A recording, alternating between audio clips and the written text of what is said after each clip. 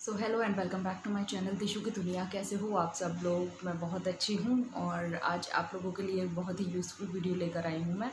और I hope आप लोगों के लिए बहुत हेल्पफुल रहे ये वीडियो, और जो भी लेडीज़ प्रेग्नेंट है उनके लिए बहुत सारी बेस्ट विशेस गाइस। सो मेरे पास एक कमेंट आया था जो जो कि मेरी बेटी से रिलेटेड था, और मुझे भी लग रहा था कहीं ना कहीं कि मैं आप लोगों के साथ में शेयर करूं इस चीज़ को, अपना एक्सपीरियंस बताऊं आप लोगों के साथ में कि क्या हुआ था मेरी बेटी को और कैसे हुआ था, कैसे पता चला था। तो सबसे पहले तो अगर आप लोगों को मेरी कोई भी बात अच्छी लगे तो लाइक कर दीजिएगा, और अगर ये वीडियो यूज़फुल लगे, आपके लिए हेल्पफुल हो, तो प्लीज़ मेरे चैनल को सब्सक्राइब कीजिएगा।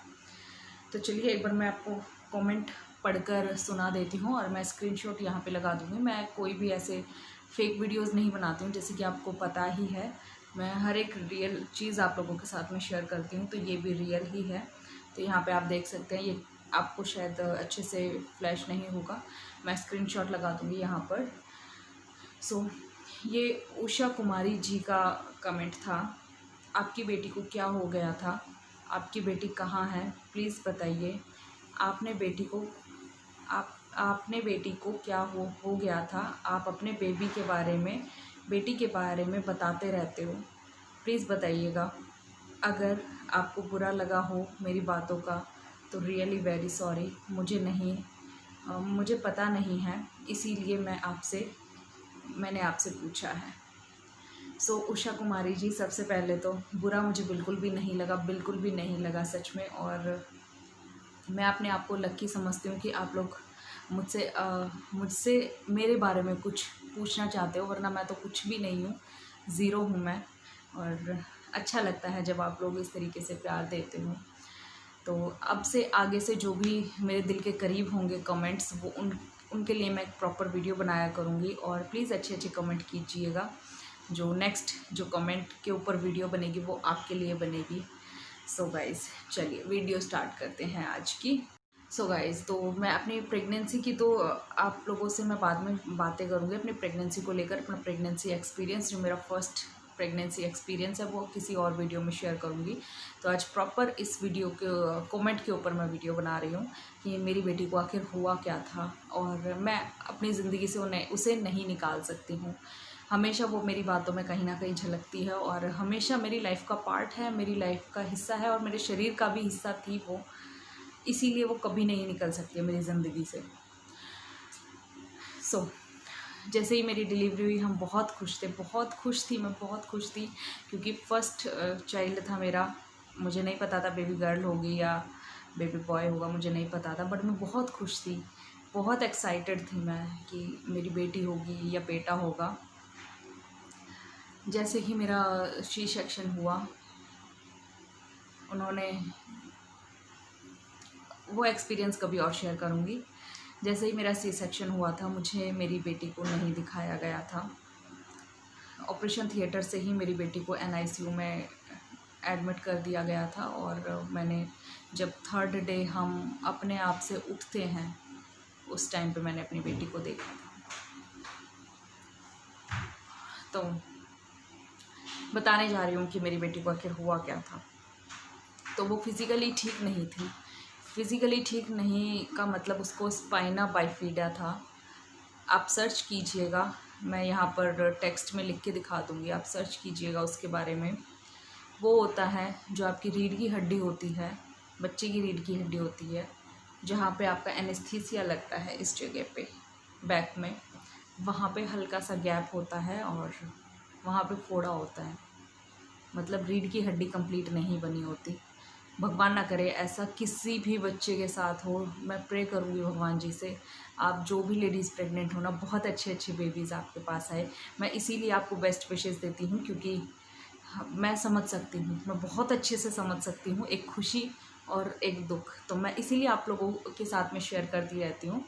प्लीज़ अपनी मेडिसिन बिल्कुल भी मत छोड़िएगा। फॉलिक एसिड जो टैबलेट होती है उसे रेगुलरली लीजिएगा। इसीलिए मैंने अपनी नेक्स्ट प्रेगनेंसी में ऑल ओवर टेस्ट कराए थे, सब कुछ प्रिकॉशंस लिए थे। मतलब मैंने अपनी प्रेगनेंसी सेकंड वाली ऐसे जी है, बहुत डर डर के इंजॉय भी की है, बट कहीं ना कहीं दिल में वो थी खनक कि कहीं शायद सेकंड प्रेगनेंसी में भी ऐसा कुछ ना हो जाए। तो बात करते हैं कि मेरी बेटी को फिज़िकली क्या प्रॉब्लम थी। तो जब हमारी रीढ़ की हड्डी प्रॉपर ठीक से नहीं बनी होती है तो उसका इफ़ेक्ट वो हमारे पैरों में भी नज़र आता है। मेरी बेटी की मैं पिक लगा दूँगी यहाँ पे, आप लोग देखिएगा। बहुत सुंदर थी, बहुत क्यूट थी, बहुत सुंदर थी, सच में बहुत सुंदर थी। और अपने बच्चे तो सबको ही सुंदर लगते हैं बट अच्छी लगती थी, मुझे बहुत अच्छी लगती थी। तो जो उसकी रीढ़ की हड्डी नहीं बनी हुई थी तो उसकी वजह से उसके जो पैरों की मूवमेंट थी बहुत कम थी, बहुत कम थी। मेरा बेटा उठ गया। गाइस आगे वीडियो कंटिन्यू करते हैं।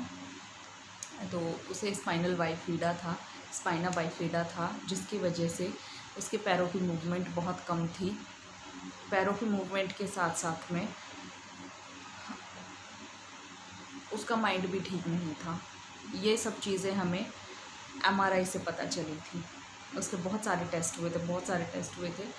देन उसके बाद डॉक्टर ने हमें फाइनल जो बोला था वो ये बोला था कि जब ये एटलीस्ट 6th मंथ की हो जाएगी उसके बाद में इसका ऑपरेशन होगा रीढ़ की हड्डी का। मे बी उसके बाद में ये ठीक हो जाए, बट चांस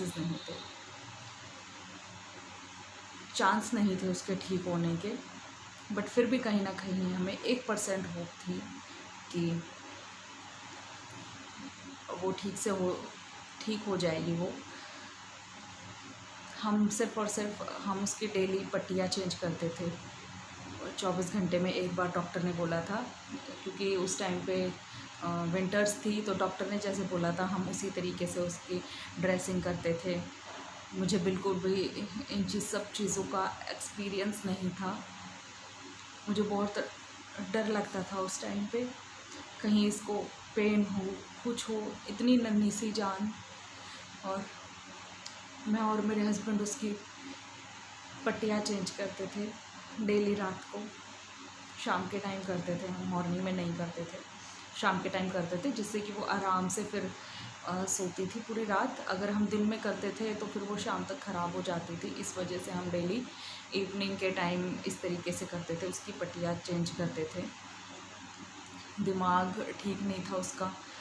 मैं सी सेक्शन होने के बाद 15 दिन के बाद अपनी मम्मी के घर पे गई थी, अपने मायके गई थी। तो वहाँ पे सब लोग बोलते थे ये कम हंसती है, मतलब रिएक्ट नहीं कर पाती है। तो फिर मेरी भी फर्स्ट बेबी थी वो, मैं बोलती थी इतनी जल्दी इतना छोटा बच्चा रिएक्ट नहीं करता है। और बेबी मैंने यहीं पे लिटा लिया है तो वो बस मुझे देख रहा है। तो इस वजह से मुझे कहीं ना इस बेबी से बहुत ज़्यादा अटैचमेंट है। हम लकी मानते हैं अपने आप को कि हमारे फैमिली में सबसे पहली बेबी गर्ल आई थी। और आई नो मैं बहुत इमोशनल हो रही हूँ। तो मैंने बता दिया है इस वीडियो में बहुत अच्छे से मेरी बेटी को क्या क्या प्रॉब्लम्स थी, इसलिए मैं आप लोगों के साथ में शेयर करना चाहती थी ये सब एक्सपीरियंस कि आप लोग ये गलती ना करें। प्लीज़ अपनी मेडिसिन बहुत अच्छे से ले, अपने सारे टेस्ट करवाइए, क्योंकि कुछ नहीं पता होता है। हमारी हिस्ट्री में भी ऐसा कोई केस नहीं था, ना मेरे ससुराल में ना मेरे मायके में। डॉक्टर ने बहुत अच्छे से पूछा था कि आपको, आपके हस्बैंड को, आपकी मम्मी को, पापा को, किसी को भी कोई भी इशू था फिज़िकली। तो हमारी फैमिली में कोई भी ऐसा इशू नहीं था, बट फिर भी हमारी बेबी गर्ल को ये प्रॉब्लम हो गई। तो मे बी भगवान ना करे ऐसा किसी के साथ हो, तो अपने प्रिकॉशंस तो आपको लेने ही चाहिए। क्या हो गया बेटा? इस वीडियो का एंड करने से पहले मैं उषा जी को बहुत बहुत थैंक यू बोलना चाहती हूँ कि उन्होंने मेरी फीलिंग्स को फील किया और मुझे कमेंट किया कि मैं आप लोगों के साथ में शेयर करूँ। मैं पहले भी शेयर करती, बट कहीं ना कहीं उषा जी ने मुझे मोटिवेट किया और मैंने आप लोगों के साथ में जल्द से जल्द ये वीडियो शेयर की। और आप लोगों के भी कोई क्वेश्चंस हो तो प्लीज़ मुझे कमेंट सेक्शन में ज़रूर बताइएगा। मैं पूरी कोशिश करूँगी आप लोगों के आंसर्स करने की।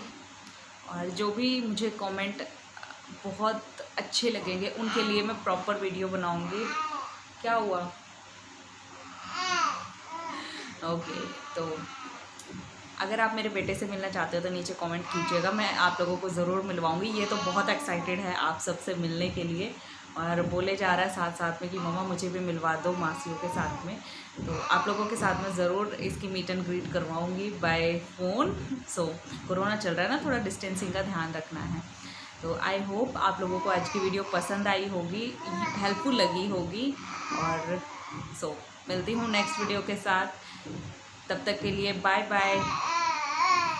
ओके बेटा, bye bye guys, thank you so much.